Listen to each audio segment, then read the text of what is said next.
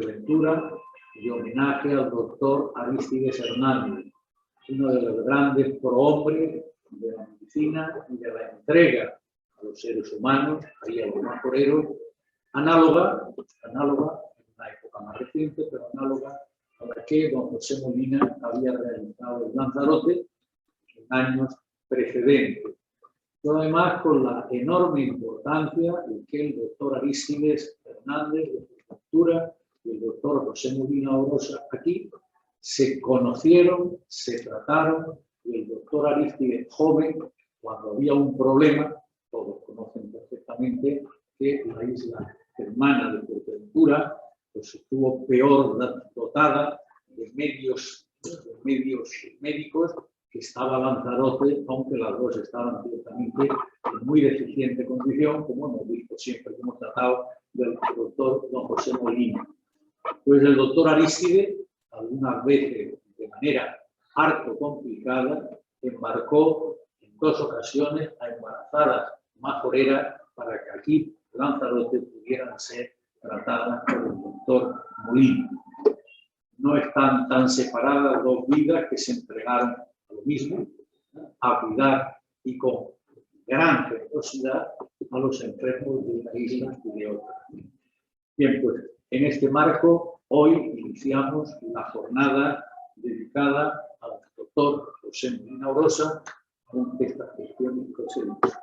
Y queremos empezar, pues nada menos decimos, con un acto solemne, que al mismo tiempo queremos siempre que sean entrañables, con estas 2 características en las que el doctor Antonio Burgos, académico correspondiente nuestro ya desde hace unos años, pues hoy va a tomar posesión como académico numerario. El día que queremos que sea feliz para él hoy y de recuerdo del día de hoy en el futuro, y por supuesto pues un día extraordinario para la Academia de Ciencias, Ingeniería y Humanidades de la Universidad. El acto, todos ustedes saben ya cómo consiste. Yo les cederé la palabra para que nos informe acerca de su discurso de ingreso, que a partir de esta noche podrán ustedes ver también registrado en la web de la Academia. Estará ahí a disposición de todo el mundo, ¿no?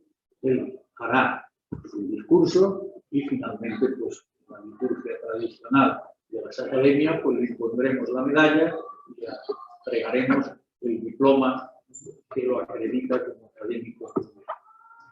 Sin más preludio, yo agradecer su presencia de nuevo en estos días tan complejos y tan complicados. Pues, querido Antonio, doctor Burgos, tiene la palabra.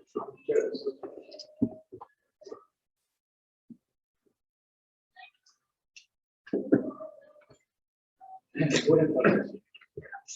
Servimos al presidente de la Academia de Ciencias, Ingeniería y Comunidades de Lanzarote.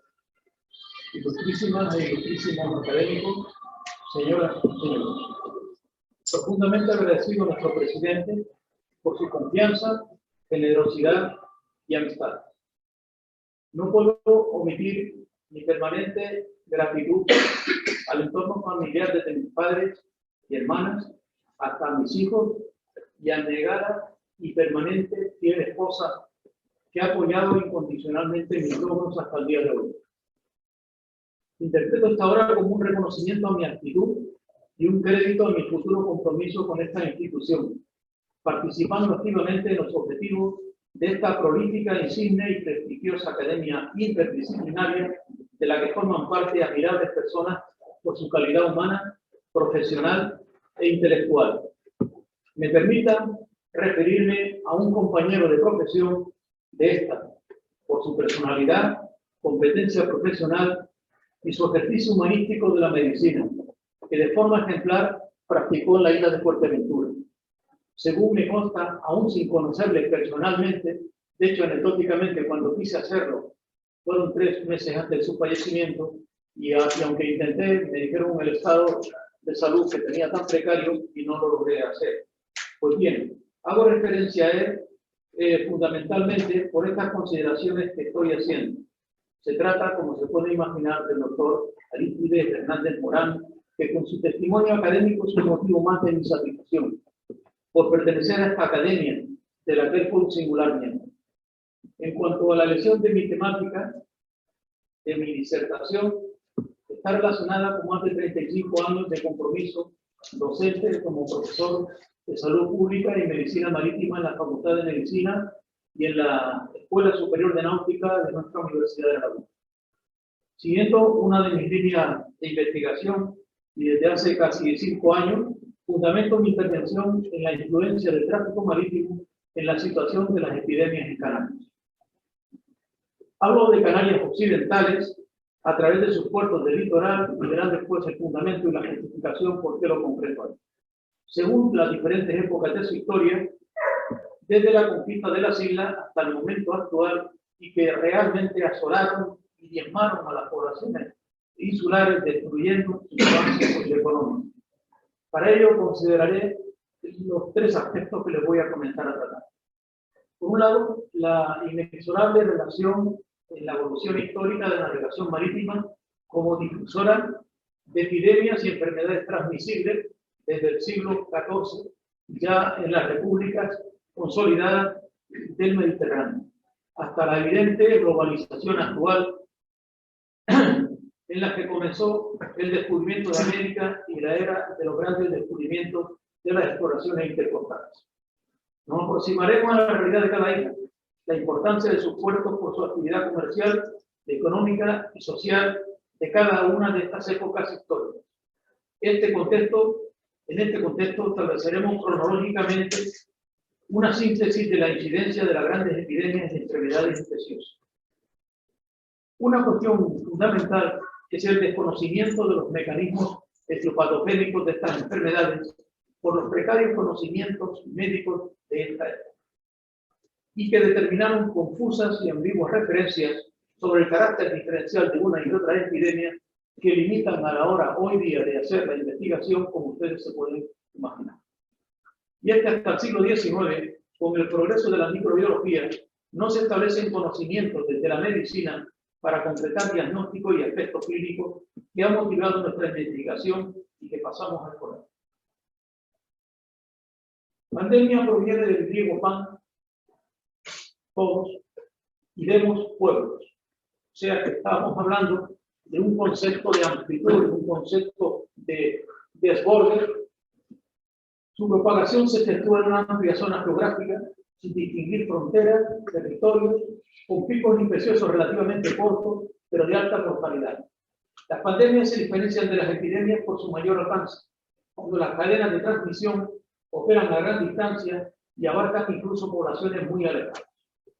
Las repercusiones de las pandemias, que no son sino enfermedades transmisibles de incidencia masiva y que dieron lugar inicialmente a las denominadas epidemias, su propagación determinó, como digo, estas pandemias convertidas, reitero, en auténticos azotes de la humanidad por su alta mortalidad, sus repercusiones socioeconómicas y culturales, tantos así que determinaron un cambio de etapas históricas y con ello la configuración de las distintas partes convencionales de lo que hoy consideramos la historia de la humanidad.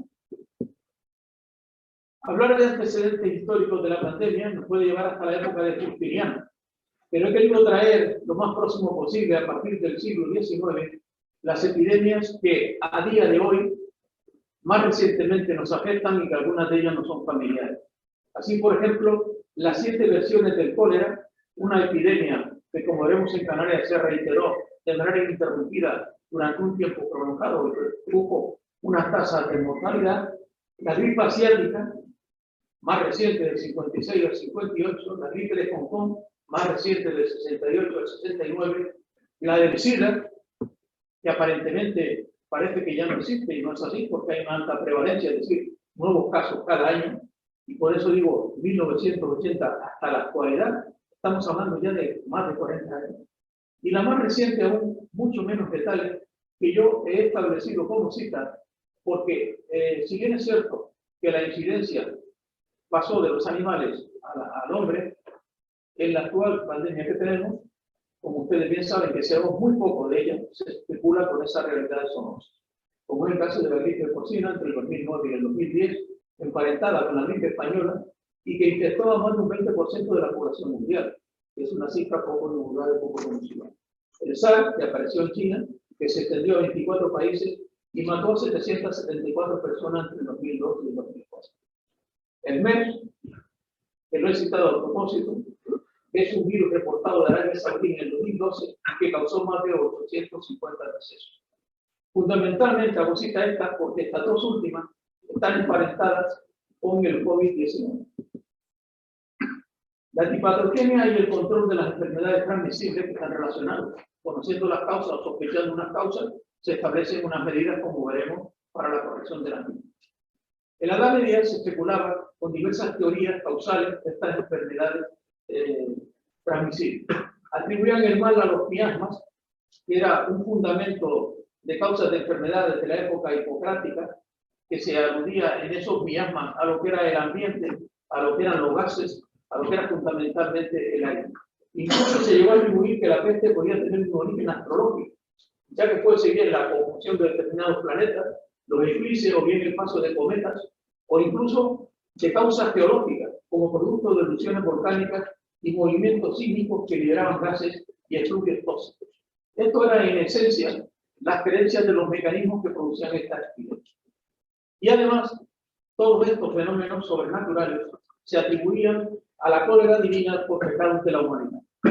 Las enfermedades epidémicas, como reitero, no se empezaron a controlar hasta el siglo XIX, fundamentalmente con los descubrimientos de Pasteur y de Robert Koch sobre la microbiología y la invención de la vacuna. Estos dos aspectos son esenciales. Hasta ese momento, cualquier estrategia preventivo-terapéutica fueron limitadas e ineficaces según los conocimientos de las ciencias médicas, y así, imagínense ustedes que hasta 1980 no se erradicó la viruela. Aquí tienen ustedes la expresión gráfica del denominado médico de la peste en Roma, estoy hablando de 1655, con una indumentaria que posteriormente se ha venido repitiendo, que no paso a detallar, pero anecdóticamente esa especie de pico que tiene no es sino realmente una caricatura de las mascarillas que tenemos hoy, pero que en el caso de los médicos que tenían que continuamente estar expuestos a la asistencia con pacientes de epidemias, eran huecas y además estaban impregnadas, no se lo pueden imaginar, entre otros elementos de vinagre y algunas otras cuestiones que no quiero alargar porque entiendo que es muy densa los contenidos de mi intervención. Es la navegación marítima que sin duda alguna ha sido el progreso y el desarrollo de las civilizaciones desde la época de los fenicios en el Mediterráneo, y que posteriormente, en la época de los grandes descubrimientos, también provocó un desarrollo importante de las civilizaciones de aquella época. El transporte marítimo determinó un progreso directo e inmediato, asumiendo prioritariamente el nivel de intercambio no solamente de personas, sino fundamentalmente de mercancías. No olvidemos que el descubrimiento de América surgió en búsqueda de unas mercancías preciadas como era la peste. Ni la aparición, fíjense bien, ni el logro del potencial de la navegación aérea ha limitado este creciente dominio del sector marítimo a lo largo de la mitad del siglo XX y continúa creciendo en la actualidad, que como veremos, dura muy breve, ha tenido una plena vigencia y una ratificación en la actual pandemia del COVID. Canarias es sin duda alguna encrucijada de epidemias. No he dicho ha sido, es encrucijada de epidemias. Con el descubrimiento de América y la navegación transoceánica, las Islas Canarias en general y La Palma en particular serían rutas de obligada parada en la ruta de América y regreso. Los navíos procedentes de Europa, América y en menor medida del continente africano han sido vehículos de transmisión de enfermedades infecciosas a los habitantes de la isla. Tanto es así que algunas de las epidemias que inicialmente tuvimos en las islas todavía no habían llegado a la península, en épocas que estoy hablando del siglo XVII y del siglo XVIII. Aquí tienen ustedes un intento de aproximación para que vean ustedes que en los puertos canarios como receptores de epidemias no hay ni una sola isla que no tuviese en algún momento esa debilidad, esa permeabilidad de ser puertas de entradas. Es decir, que realmente fueron, evidentemente, las ciudades litorales. Por eso, nos vamos a aproximar a las condiciones del porqué en esos puertos a lo largo de la historia y qué circunstancias causales fueron las que determinaron que penetraran estas enfermedades tan fascinantes. Voy a hacer referencia a los puertos canarios occidentales porque es donde hay más información y es cuando además podríamos decir que el desarrollo de esos puertos desde el punto de vista socioeconómico establecieron realmente la densidad del tráfico marítimo a diferencia de las islas orientales. Si bien tengo que decir que aquí en la isla de Lanzarote, Teguise fue en cierto modo la primera capital de Canarias. Y precisamente el archivo de Teguise, una pena para mí como investigador de ese incendio que hubo en 1600 y pico que destruyó buena parte de la documentación, buena parte, no toda la documentación que había. Sin embargo, a lo largo de mi intervención verán ustedes que actualmente hay un bagaje importante de documentos. Pues bien, Garachico fue sin duda alguna el puerto principal de la isla hasta 1706 que hubo la erupción volcánica. Fundado en el año 1496 por el banquero genovés Cristóbal de Ponte, que intervino en la conquista, fue el enclave, como digo, más importante desde el 96 hasta el 1706, que fue cuando quedó sepultado por esa enorme avalancha volcánica que dio lugar a que se acabara la prosperidad y la realidad de lo que significaba eso. Tras el descubrimiento de América, es el primer puerto tinerfeño además que obtiene licencia de la corona para comerciar directamente con las islas occidentales. El puerto de la Orotava, hoy denominado Puerto de la Cruz, ya existía en 1506 como un fundador, según una estadística, en 1681. Siempre había una rivalidad tremenda entre el puerto de la Cruz, el puerto de Santa Cruz y el puerto de Garachico. Me permito hacer referencia que ya en 1681 Santa Cruz de Tenerife movía aproximadamente un 8,10% de los productos comerciales. Garachico, sin la erupción, era superior, un 11,60%, sin la erupción de 1700. Lo hacía de esta manera. Y el puerto de la Cruz con un 80,20% restante. Eso era debido fundamentalmente a que, al igual que en Garachico, fundamentalmente no en Santa Cruz, había potencialmente un resultado de una importante agricultura que tenía que ver con la caña de azúcar, fundamentalmente con los vinos y otros productos. De esta manera, un día del año 1730, puedo hacer referencia, documentado directamente con documentos originales, que habían fondeado ante la población portuense de la Orotava 30 navíos en un solo día, en una época que era la época clásica de la cosecha del vino para poder embarcar.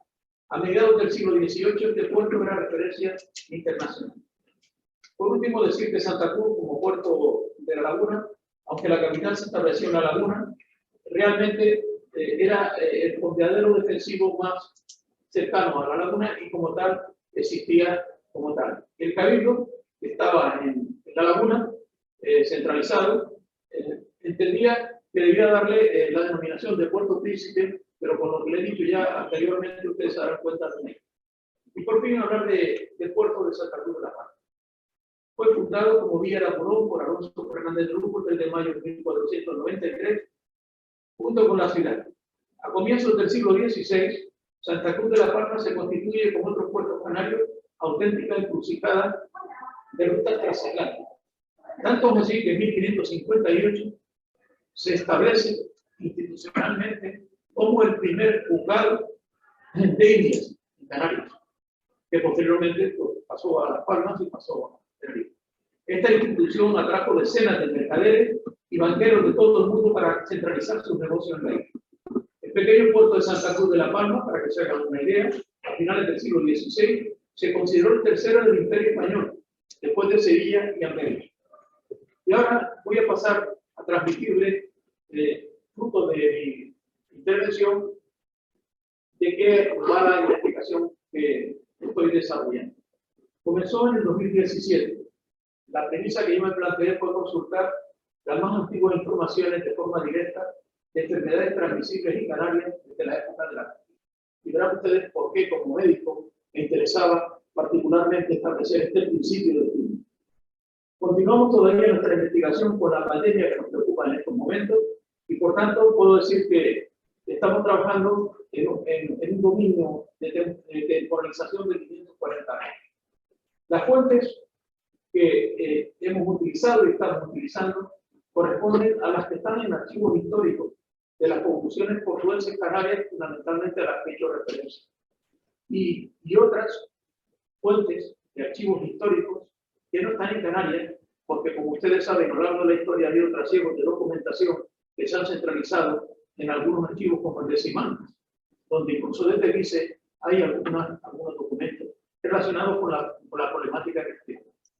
De la misma manera, en el archivo de Indias, la pandemia nos ha traído a los investigadores amplias posibilidades desde casa a través del ordenador de poder conectar, pues se pueden también tener listados de la documentación relacionada con las epidemias en Canarias y del control que también existe.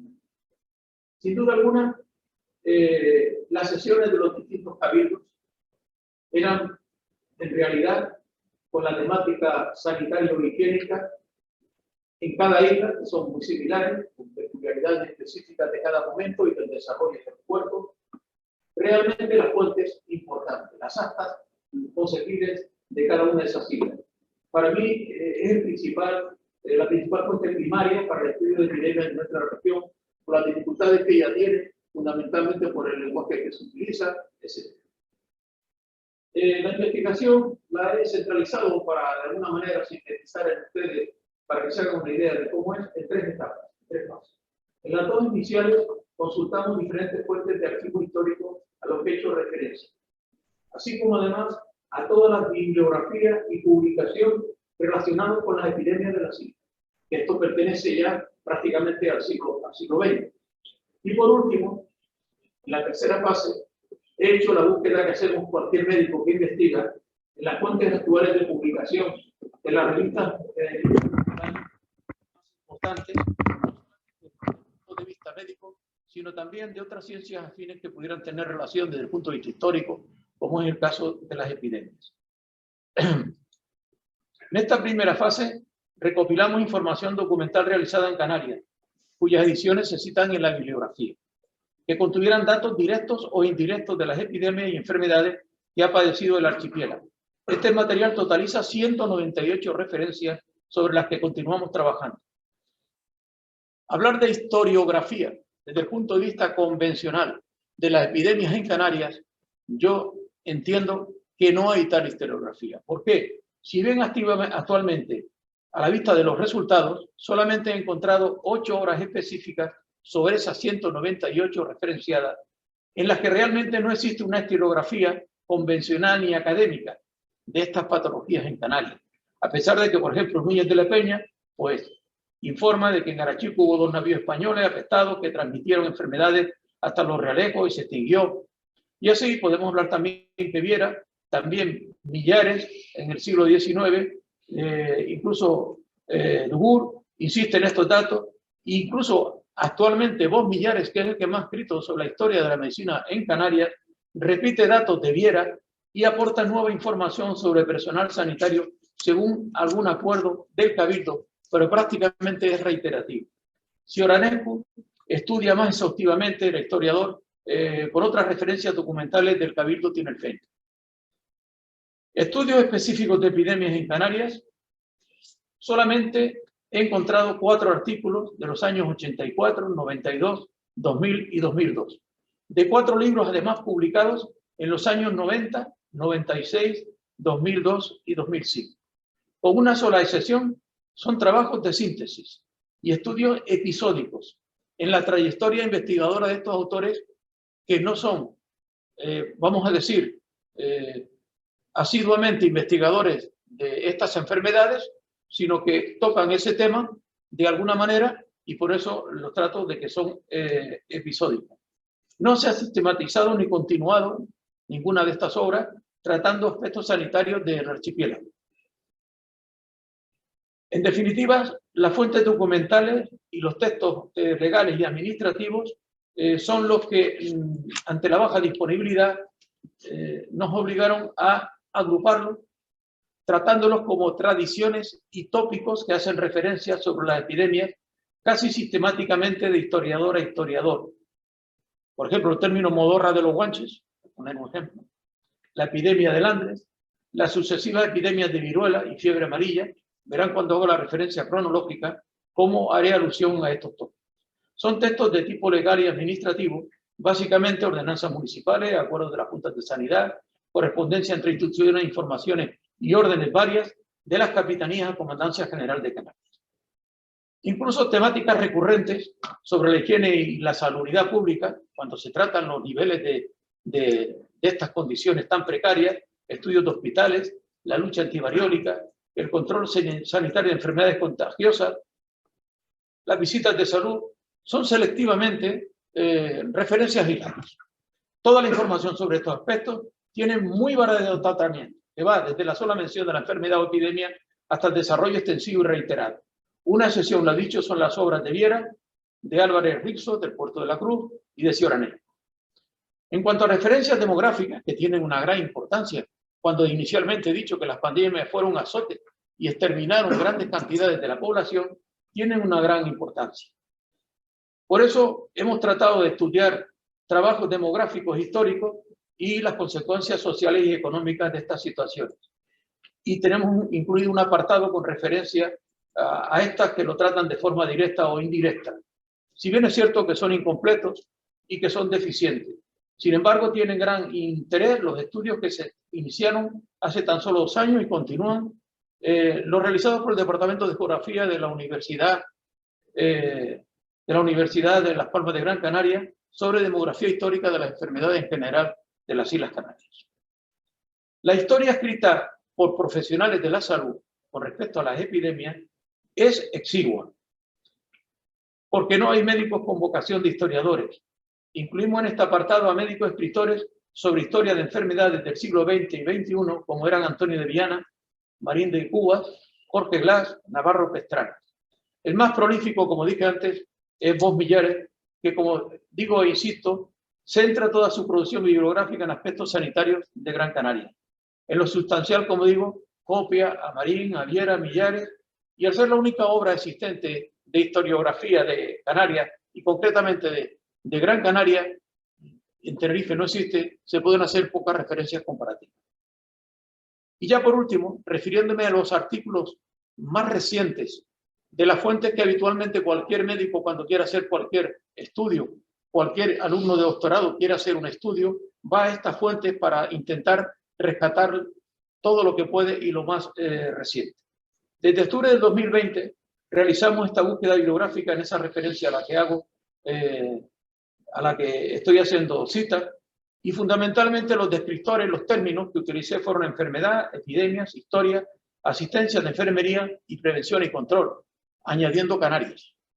Se seleccionaron aquellos artículos sobre enfermedades que causaron epidemias, tanto en español como en inglés, y se excluyeron los artículos sin cita de las Islas Canarias, y el resultado fueron 115. Pero fíjense bien que de los cuales solo 3 se ajustaron a los criterios de selección. La mayor parte de la literatura que hemos encontrado, paradójicamente en los últimos 10 años, son un considerable número de artículos periodísticos que, sobre todo en los 2 últimos años debido a la pandemia, están en los periódicos, fundamentalmente. ¿Cómo comenzó la medicina marítima y cómo comenzó y por qué comenzó? La relación entre el tráfico marítimo y la peste negra del Mediterráneo occidental fue lo que realmente determinó la necesidad de establecer medidas médico-sanitarias específicas en el control del tráfico marítimo. Fíjense que ya en 1374, en Milán, Bernabé Visconti, que era realmente el gobernante, estableció 14 días de aislamiento a todas aquellas situaciones de buques afectados o sospechosos. Paralelamente, Venecia, la gran República de Venecia, cada vez que recuerdo la visita que he hecho a Venecia, cuando yo leía lo que eran los estados del mar, nunca me pude imaginar la organización, prohíbe el acceso a sus puertos de personas y mercancías infectadas o sospechosas. En 1403, precisamente, Venecia construye un lazareto, es decir, un centro asistencial de aislamiento en las condiciones que ustedes se pueden imaginar de la época, a 2 millas de la ciudad en una isla que posteriormente es cementerio. En 1377 la República de Ragusa establece formalmente, y existen los documentos originales, lo que llamaban prominentos de salud, es decir, normas, y donde se establecen ya las cuarentenas y la necesidad de acreditar los buques un documento con certificación del puerto de origen de las condiciones epidemiológicas que tenía ese puerto. En la historia de la salud pública es sin duda alguna el periodo más negro y más largo de las grandes epidemias en la Edad Media, fundamentalmente por el incremento de comunicaciones, básicamente marítimas, las guerras, los comercios y esas invasiones que propugnaron movimientos y gran movilidad de masas sin control. 4 enfermedades, la viruela, la peste y la cólera amarilla, son enfermedades que hasta los años 80 han prevalecido como epidemias de referencia, aparte de algunas otras que le hice en la cronología que puse de los últimos años. Y vuelvo a reiterar la alta mortalidad para la población. Las epidemias y la salud pública estaban totalmente implicadas, aunque las precarias condiciones de organización de la salud pública evidentemente no se parecen a las de hoy. No existían recursos para defenderse de la propagación de las epidemias. Hasta ese periodo científico que iniciaron estos 2 autores a los que por tercera vez hago referencia. Acciones sanitarias eran controlar, fíjense bien, pestilencias, que es un término generalizado que se da a lo largo de la historia en todas las civilizaciones y que es sinónimo de peste, cuando en realidad el cólera no se parece nada a la peste, la fiebre amarilla tampoco y la viruela tampoco. En realidad, la peste es una enfermedad que afecta fundamentalmente a los ganglios linfáticos, al sistema linfático y a las vías respiratorias, a los pulmones. A diferencia, por ejemplo, del cólera, que es una enfermedad eminentemente digestiva asociada a la contaminación del agua. No tiene nada que ver, porque como la primera, dará una sintomatología respiratoria, una sintomatología de bultos en los ganglios, por eso se llama peste bubónica, y el cólera a base de vómitos y de diarreas que no tenían nada que ver unas con otras. Y la fiebre amarilla, ¿para qué les cuento?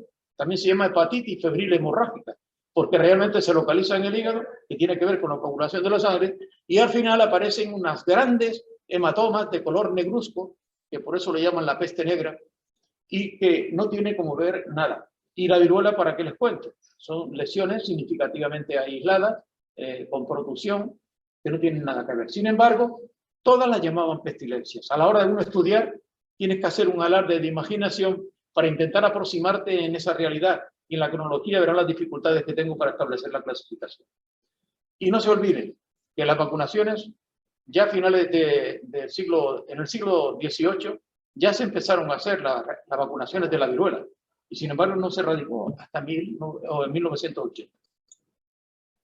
De hecho, hoy por hoy no se considera que existe viruela y, como veremos, no está actualmente con normativa establecida. Tengo que hacer referencia a la expedición de Balmis a territorios de ultramar. Balmis era un médico gallego que salió el 30 de noviembre de 1803 de La Coruña en una corbeta, la corbeta María Pita, con personal médico y una enfermera a la que casi nadie hace alusión, que era Isabel Sendal Gómez, aunque el director de la expedición era el médico Javier Balmis, al que el rey legalmente le dio instrucciones para organizar esta, vamos a decir, esta avanzada, ambiciosa y casi realmente surrealista expedición.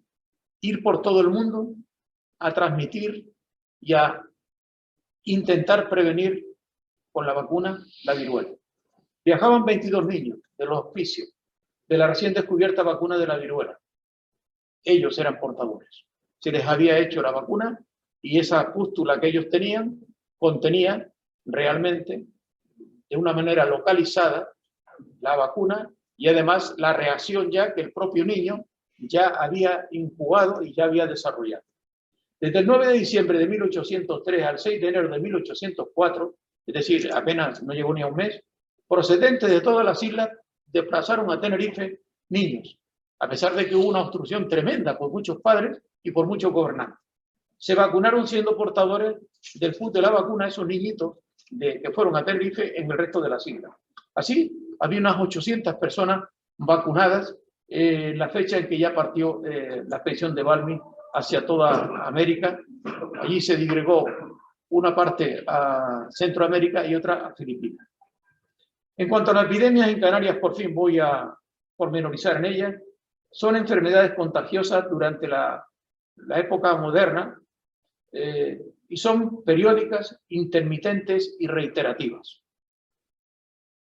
Cualquier investigador que haya hecho un estudio un poco exhaustivo llegaría a la misma conclusión que don Pedro Quintana Andrés, que tengo que nombrar admirablemente porque es un historiador que lleva muchos años haciendo investigación sobre epidemias y publicando alguna recopilación de referencias que nos permiten a otros el poder agilizar la búsqueda de esta información.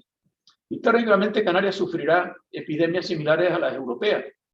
Sin embargo, la situación geográfica, como ustedes se pueden imaginar, determina por la encrucijada que lleguen epidemias de América, África, etc. Significativo es que la dispersión de la población y los límites geográficos interinsulares facilitaron el aislamiento, si bien los contactos exteriores de tráfico marítimo y sus actividades comerciales impusieron y determinaron que las epidemias afectaran fundamentalmente a las islas mejor organizadas hegemónicamente y comercialmente.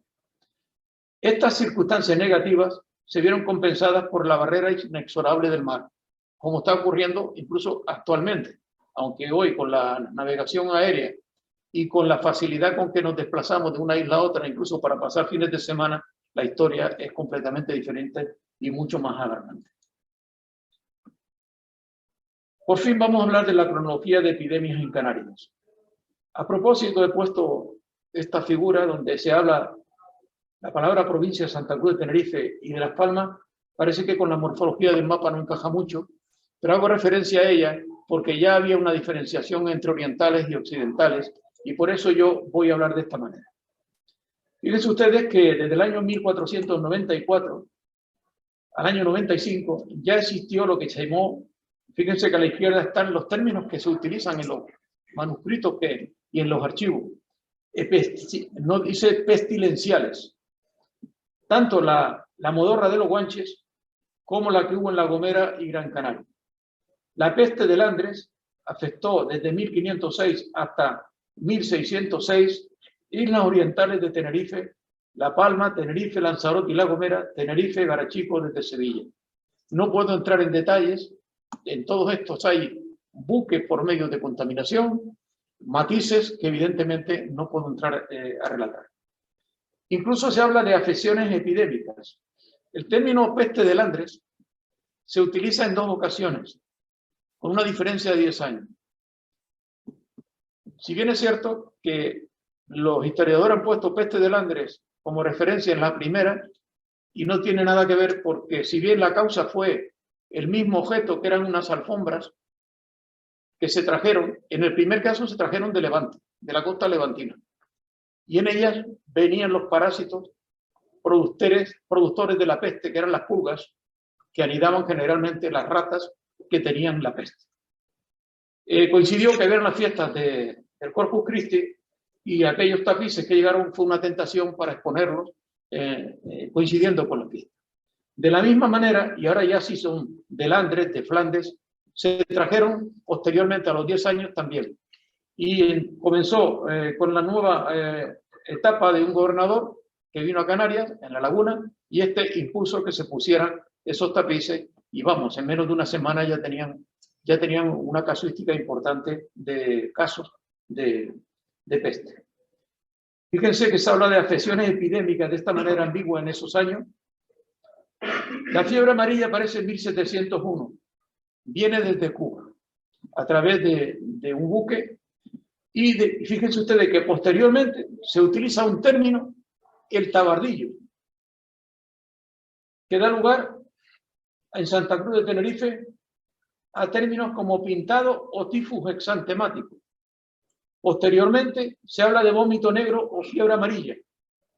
El vómito negro o fiebre amarilla es lo que le he dicho que es la hepatitis febril hemorrágica, que se producen hemorragias digestivas y por eso se llama vómito negro. Y en el año 1782 se habla de calenturas malignas o petequiales, Tres términos, como ven, que no tienen nada que ver y que a la hora de uno investigar le cuesta uno realmente correlacionar la sintomatología clínica, si es que viene, con la realidad de estos términos. La fiebre amarilla fue un auténtico azote.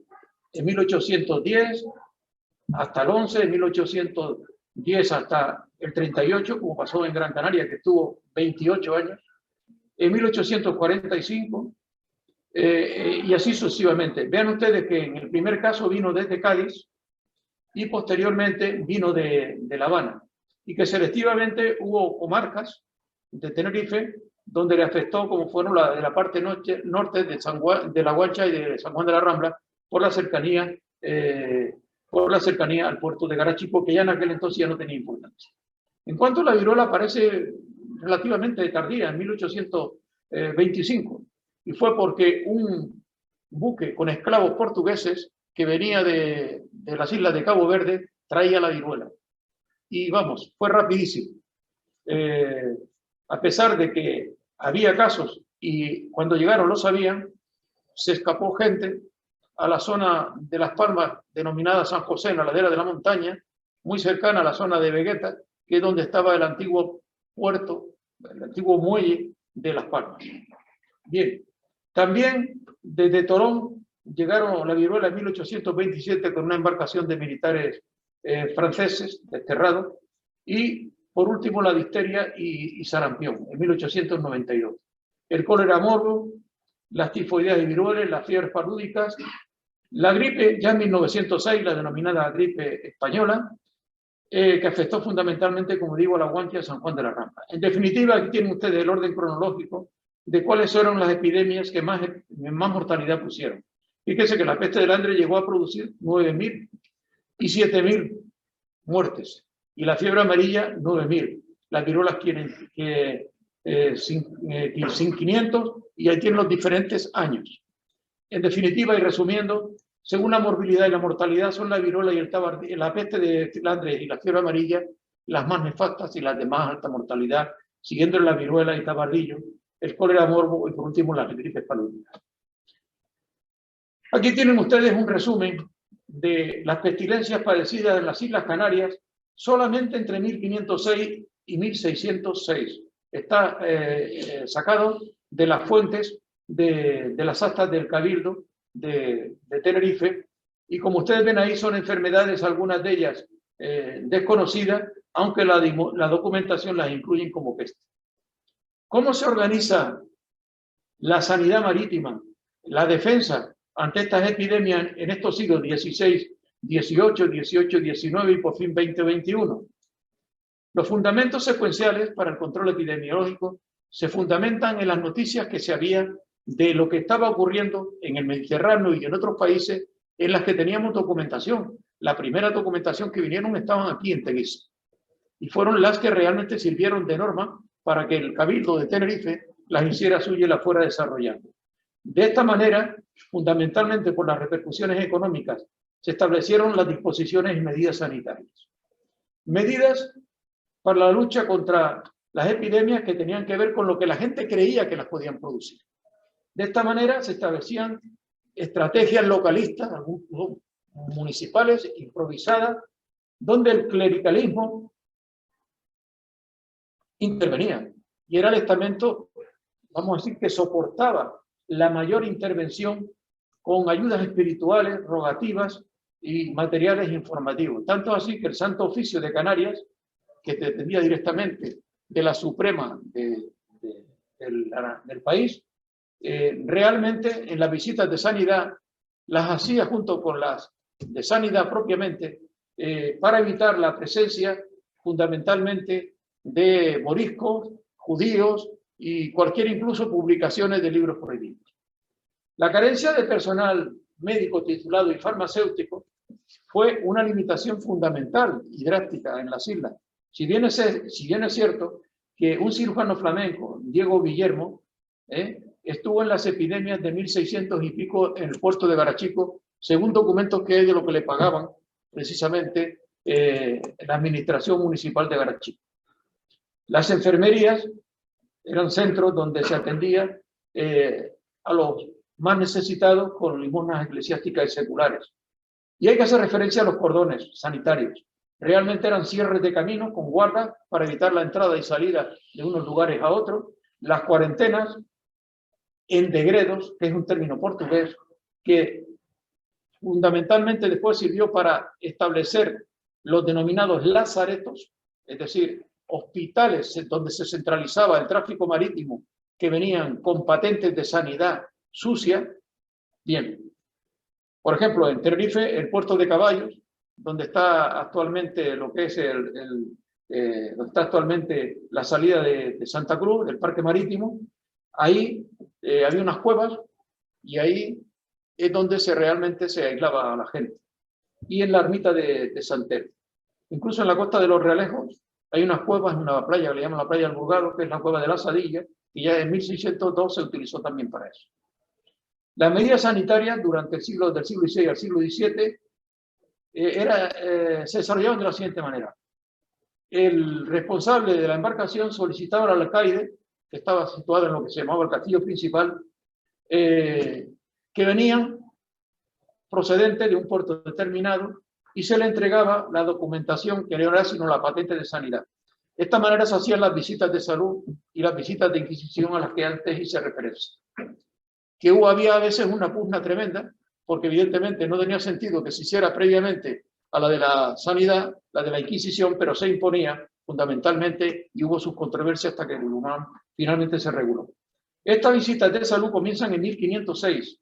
El primer guarda de imputado del Cabildo, según consta en un acta del archivo histórico de Tenerife, fue Pedro Lugo Vergara, que era realmente el que cogía la patente de sanidad, la carta de salud.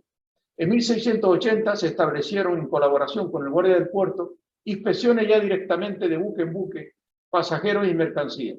Según la regla de Lazareto, se establecían cuarentenas, 40 días, algunas de ellas en el puerto Caballos, como les acabo de comentar, en todos aquellos que eran sospechosos o intentados. Hay aquí una referencia transcrita del libro cuarto de los acuerdos del Cabildo de las Actas, donde se habla que el 30 de marzo de 1523, viernes, se acuerda establecer unos vigías en la costa de Tenerife. Imagínense ustedes, acordaron 46 vigías en 1523. Lo que les da a ustedes es una idea ya de la preocupación de la necesidad de esa vigilancia.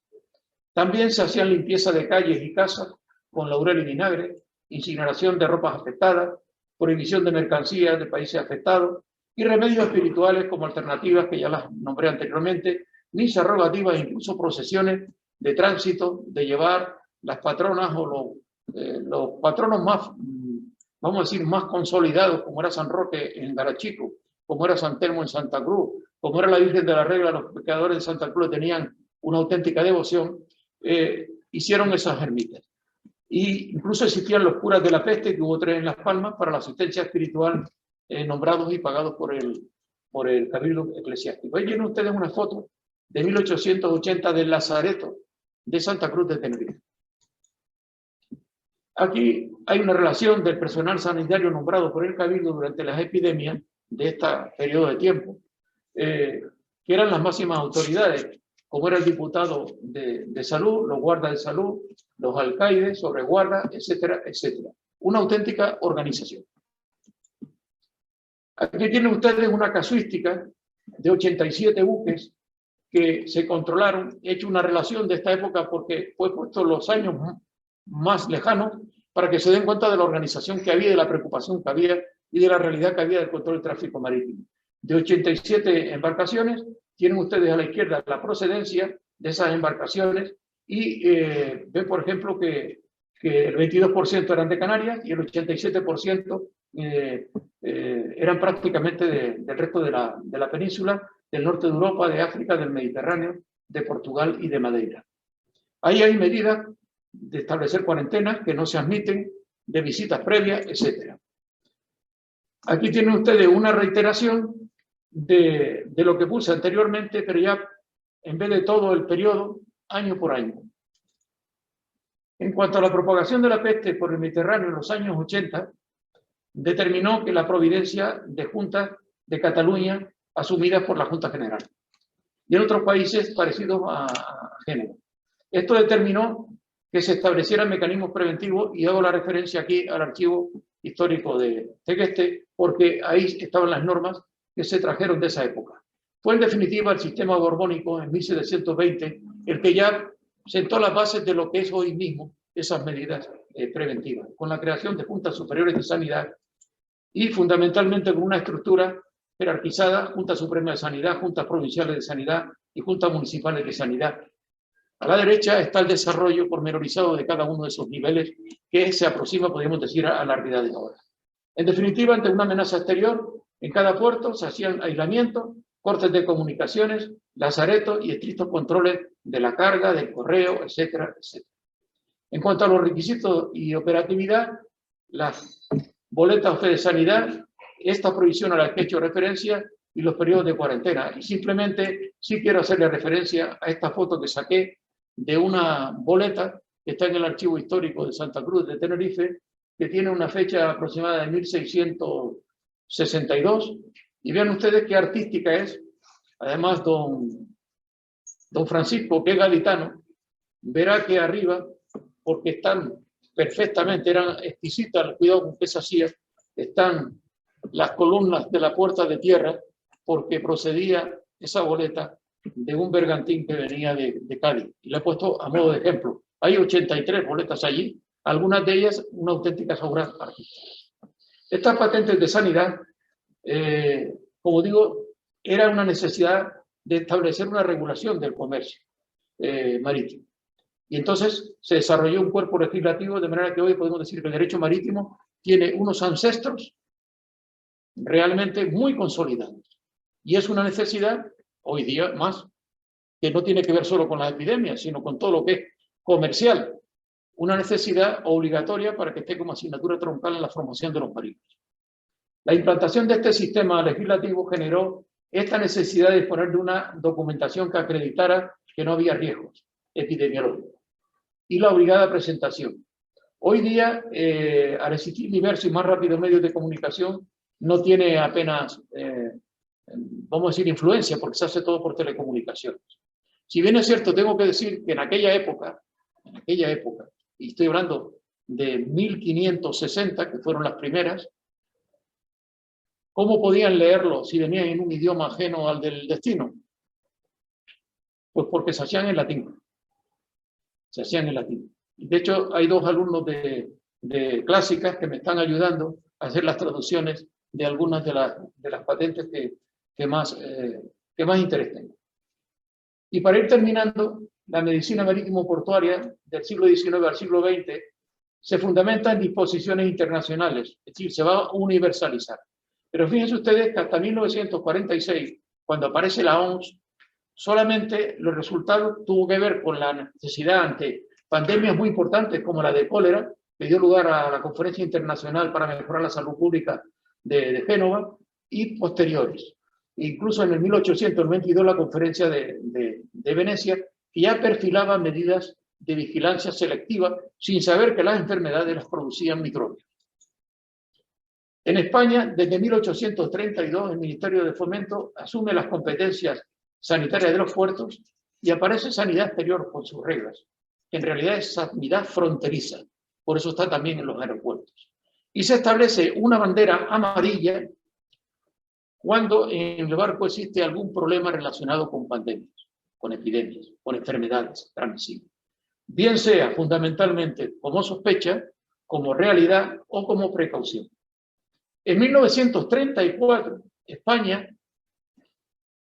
promulga el Reglamento Orgánico de Sanidad Exterior, que está vigente todavía. Es más, leyendo el Reglamento Sanitario Internacional que hizo la OMS posteriormente, parece como si lo hubieran copiado. Tiene un gran valor y para mí, la verdad es que cada vez que lo digo, me cuesta creerlo. Tengo que hacer referencia a que en 1936 tengo una memoria del puerto de Santa Cruz de Tenerife, que es algo increíble, porque capturaban las ratas de los muelles, las anestesiaban, las desparasitaban y clasificaban las pulgas que cogían para ver si tenían peste o no tenían peste. En el 36. Actualmente, y en el siglo XX, la realidad del transporte marítimo global tiene una gran relevancia. Sobre todo en el tema de las epidemias por los cruceros, que producen enfermedades transmisibles y de una inmediatez de repercusión en salud pública increíble, porque aún existen grandes endemias en zonas geográficas de Asia, de África y de Centroamérica. Desde 1949 ya la OMS globaliza internacionalmente la salud pública, se produce a su vez una innovación tecnológica de la navegación marítima y de la activa portuaria y la gestión integral de sanidad marítimo-portuaria, como está en España, la lleva Sanidad Exterior, el control, el Instituto Social de la Marina, las comunidades autónomas e incluso los propios ayuntamientos. Este es el Reglamento Sanitario Internacional que fue publicado el primero en el 51, que después se ha ido adaptando y se hizo uno nuevo en el 81 y que en el 2005 se hizo uno nuevo. Precisamente este nuevo reglamento del 2005 regula aspectos preventivos para evitar la propagación y de problemas de salud pública. Precisamente ese Comité de Emergencias del Reglamento Sanitario Internacional declaró el actual brote de nuevo coronavirus como una emergencia de salud pública de importancia internacional. Fíjense bien la fecha, el 30 de enero. Yo tengo información de que ya en noviembre el tráfico marítimo chino tenía ya instrucciones sobre la posibilidad del tema. Las pautas y medidas para el control del tráfico marítimo con el COVID responde a protocolos de la Organización Mundial de la Salud, de la Organización Marítima Internacional que regula el tráfico marítimo y de la Organización Internacional de forma general. Grandes problemas ha habido para los relevos de las tripulaciones, grandes problemas ha habido para controlar en los cruceros los brotes que han habido y grandes problemas ha habido para las actuaciones de países como España, que tiene una sanidad exterior con muy pocos recursos de personas y de medios, y además con una gran dispersión de competencias, como tiene que ver la Dirección General de la Marina Mercante y el Instituto Social de la Marina. Canarias sigue estando en situación estratégica. Canarias sigue estando en relación con el COVID y en la actualidad sus problemas. Como saben, y voy terminando, el 31 de enero del 2020 aparece en Canarias el primer caso de COVID, el 31 de enero, en La Gomera, de un turista alemán que enseguida lo aislaron. Lo aislaron. Ya se sabía algo del COVID, pero el aislamiento, que es la perseverancia desde la época de la conquista, que era el único arma que tenían para las medidas, lo hacen. Pero fíjense ustedes que hasta el 14 de marzo, coincidiendo con la declaración del estado de alarma, acuérdense que incluso especulamos con manifestaciones masivas por la pandemia, donde se establece el confinamiento domiciliario, manteniendo únicamente actividades esenciales. Pues bien, en ese día ya teníamos 90 casos confirmados aquí y un fallecido. Sin embargo, en todo el país ya había 5.753. No voy a extenderme en transmitirle la carencia tan importante y tan poco seria que nuestras administraciones centrales están haciendo, no digo han hecho, están haciendo, porque es reiterativo, sin contar con los verdaderos expertos sanitarios, que los tenemos y muy valiosos, que realmente podrían haber acotado esa alta mortalidad. En cuanto a las actividades de sanidad exterior, en este periodo inicial, fundamentalmente he traído una referencia, fundamentalmente, fíjense, 36 cruceros en las islas occidentales en 3 meses, 36 cruceros. Para que se hagan una idea, el promedio de pasajeros son de 5.000 y pico, y un promedio de 1.200 tripulantes. Imagínense ustedes con casos a bordo. Pues bien, todo lo que es el permiso para larga estancia, la evacuación de pasajeros, la evacuación todo eso lo ha tenido que controlar Sanidad Exterior. Y además el control del tráfico marítimo también ha tenido que controlar. Y ahí no hay nada incluido entre lo que es la navegación interinsular, sino solamente la que es extrainsular.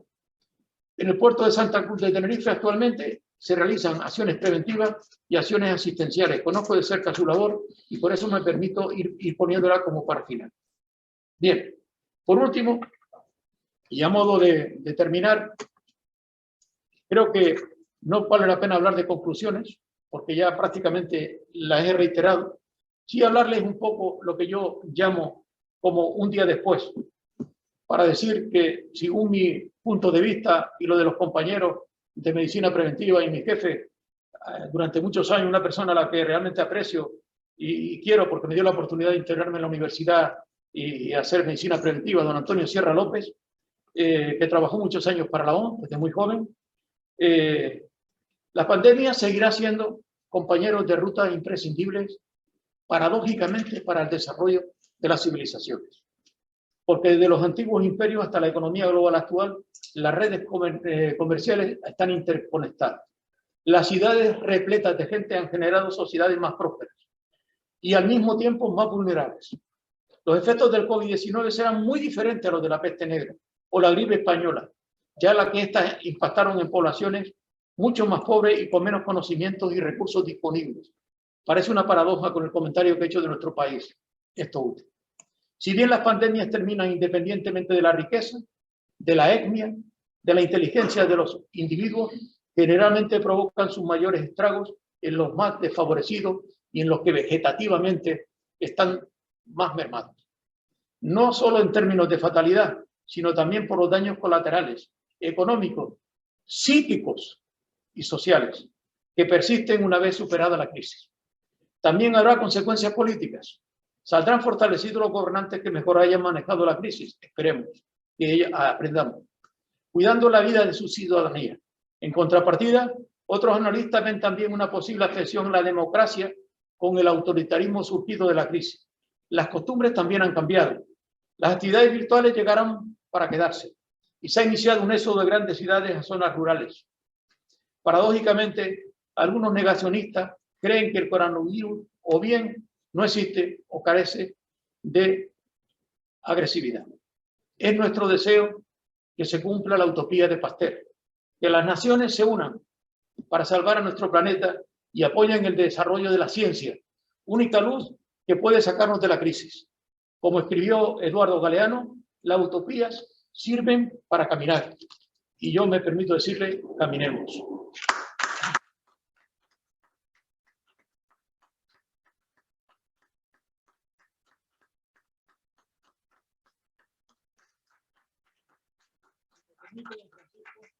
Esta última la he escogido porque no podía faltar. Tenemos una epidemia, pero tenemos fundamentalmente la situación de La Palma. Igual que superaremos esta epidemia, superaremos con la unión de todos esta situación. Y me parece que lo menos que podía hacer, cada vez que estoy dando conferencias, he dado alguna, después de la actividad volcánica la expongo. Disculpen que no quería estar intermitente. Muy bien. Hemos asistido, qué duda cabe, a un discurso espléndido. Como hemos podido apreciar, ha sido fruto de un intenso trabajo de varios años de investigación sosegada, progresiva, de visita a todos los archivos conocidos y a bastantes prácticamente desconocidos, y tras esa fundamentación básica, pues ha preparado un discurso verdaderamente extraordinario que, como les he dicho al comenzar, podrá leerse directamente en la web de la Academia. No se ha conformado con escribir, sino que hemos podido ver también el esfuerzo tan extraordinario para hacer esta presentación tan exquisita y tan agradable como nos ha hecho. Y por si fuera poco, creo que hemos disfrutado enormemente con la brillantez de su exposición, por su palabra y por su entrega. La Academia de Ciencias, Ingeniería y Humanidades de Lanzarote queda notablemente enriquecida con este trabajo del doctor Antonio Burgos. Muchas gracias. Muchas gracias. Esto será así. Bueno, por otra parte, a mí me ha recordado dentro de esta línea que se nos ha planteado aquí poco menos que a defender una auténtica tesis doctoral, y ese ha sido su trasfondo, trasfondo que podríamos llamar psicológico, ¿no? Sobre un trabajo original, un trabajo exhaustivo y un trabajo enormemente documentado, como hemos podido observar. Así que no solo le damos la enhorabuena, sino que, metafóricamente, doctor Antonio Burgos, sobresaliente cum laude, por unanimidad. Muy agradecido. Vamos a proceder.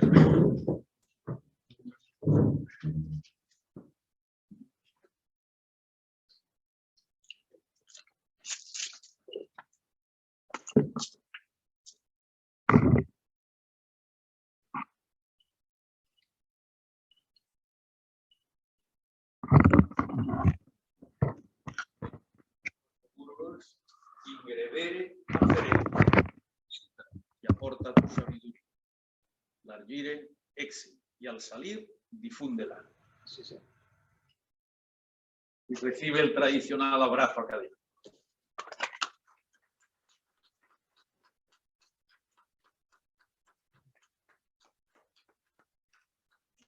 El secretario de la Academia va a hacer la entrega del diploma acreditativo.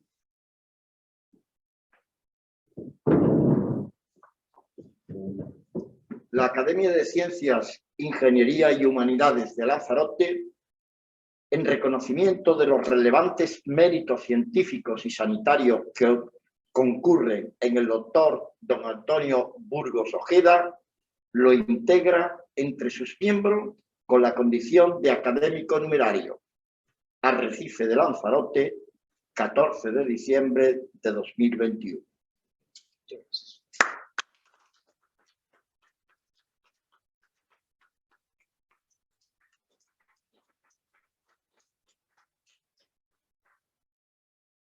Muy bien. Ruego a los académicos presentes que firmen en el acta.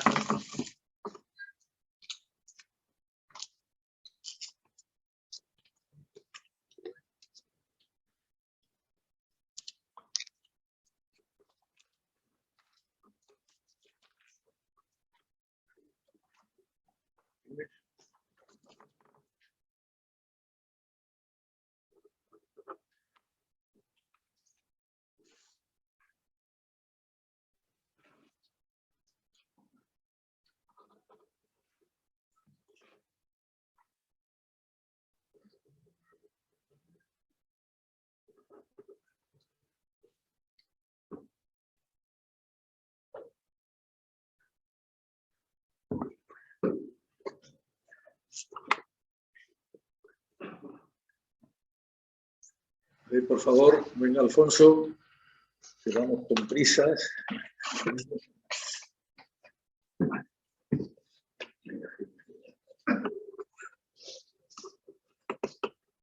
Muchas gracias.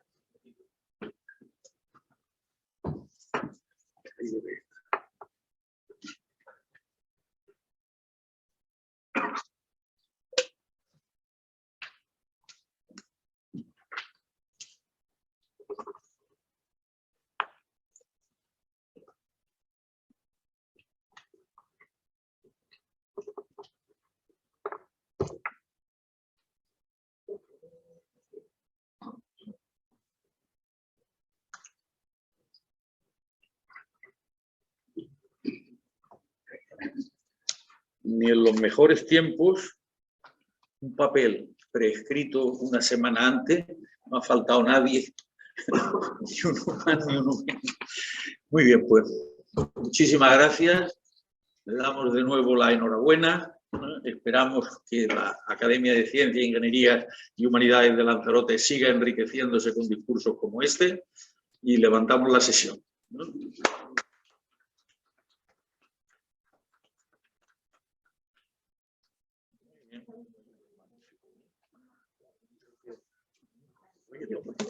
Decía que estaba trabajando como refugiado en él. Podía haber simplificado con la habilidad que tiene uno ya con la edad, pero lo hizo con mucha, lo hice como acordándome de ti, de la generosidad tuya. De verdad, el día 26 de diciembre, sí.